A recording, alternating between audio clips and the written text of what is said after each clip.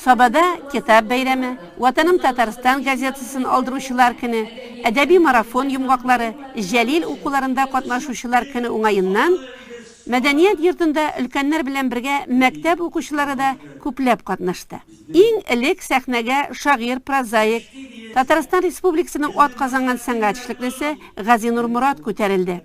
Китапның дәрәҗәсе, аның асылы турында сөйләгәннән соң Саба җире белән бәйле булган шигырьләрен укыды ул. Бик күпләр республикадагы иң дәрәҗәле һәм озын гомерле Ватаным Татарстан газетасын яратып укыйлар.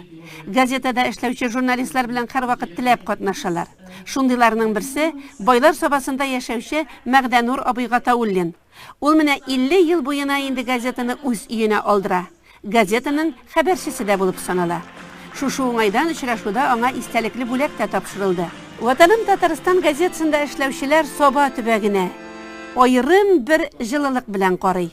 Сабага без һәрвакыт шатланып, горурланып киләбез һәм үзебезгә рух язып алып кайтып китәбез. Мин инде журналистикада ярты гасыр тирәсе эшлим һәм Саба минем иң яраткан, хөрмәт иткән районым иде. Әлбәттә, сәбәбе дә бераз гына бар.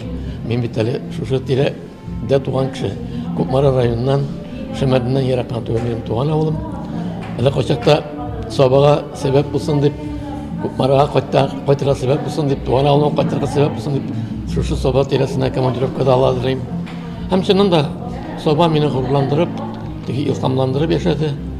Мен бөтен журналистларга, язучыларга ул чын мәгънәсендә азык бирә торган район.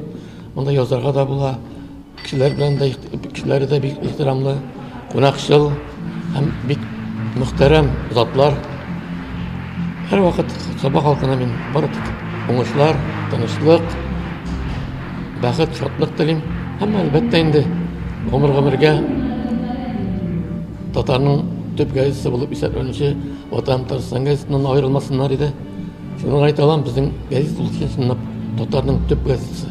Гомергә яратып укыдылар һәм киләчәктә шулай булсын иде. Очрашуда Галиәскәр Камал исемендәге Татар дәүләт академия театры артисты Әсхәт Хисмәт, аның улы виртуоз баянчы Булат Хисмәт катнашты. Очрашуда катнашучыларга Әсхәт Хисмәтов үзенең матур җырларын бүләк итте, ә Булат төрле гармуннарда уйнап шак каттырды. Район газетасы мөхәррире Рөстәм Исмәгыйлов район ел язмасы булган Саба таңнарына язылырга чакырды. Җәлил укулары, әдәби марафонда катнашучы укучыларга һәм өлкәннәргә дипломнар һәм бүләкләр тапшырылды. Әлеге очрашу бик күпләрнең күңелендә күңелле һәм кирәкле очрашу булып киреп калачак. Чөнки чын шагыйрь, шәп журналист, яраткан артистлар белән бер юлы көн сайын очрашып булмый бит.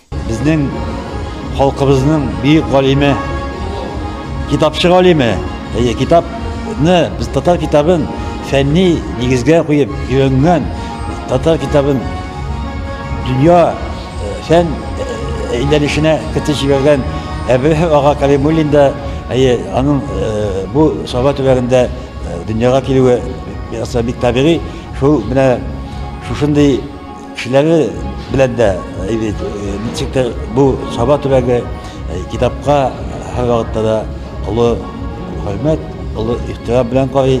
O hatta ki şuşu bu görkem kişiler uyuşturulundan da anda bizning zol tutup kelgan o'quvchilarimizdan da ko'rib bo'la.